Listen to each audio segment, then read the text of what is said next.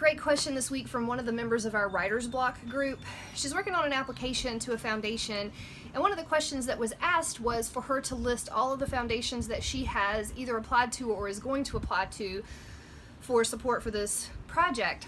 She wrote us and said, should I also include the amount that we are requesting from each one of those other foundations? And my simple answer is, follow the instructions they gave you. If they asked for the amount that you requested, put that in there. If they didn't, you don't have to.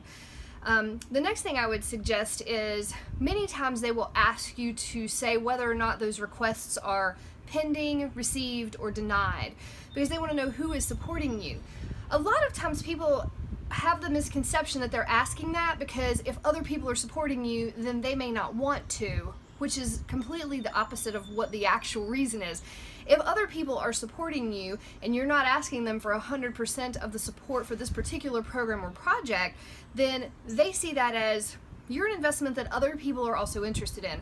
Other people are supporting this cause. We're not taking the weight of this entire project on our shoulders, and then if it doesn't make, it's not our fault. Or if it makes but it's not successful, it's not just us, because we want to see a return on our investment, and if many other foundations are also supporting you, there's a better chance of that. It's kind of the same concept as when foundations ask you to say, who are you partnering with? Who are you collaborating with? Tell us who in the community wants to work with you.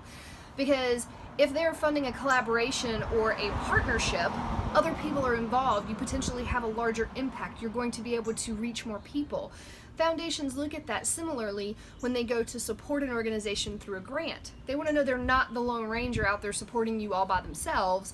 Unless it's a really small amount, like $1,000 or $2,000, most organizations want to know they're not in it by themselves. Now, this particular client of ours, she was asking me because I think she wanted to include the dollar amounts, but she was dealing with a character limitation requirement. So she was like, I don't know how to cut the characters down and still include that information. So we kind of worked around that a little bit and helped her figure that piece out. But I just encourage you to know that foundations are asking that information not because they don't want to give you money, but because they do want to give you money, and they want to make sure that you have diverse funding options, multiple foundations in this particular case, or individual supporters, so they know that your project can be successful. So as you go out and work on raising money, check back in with us for more quick tips on effective grant writing as you move forward and continue to grow for good.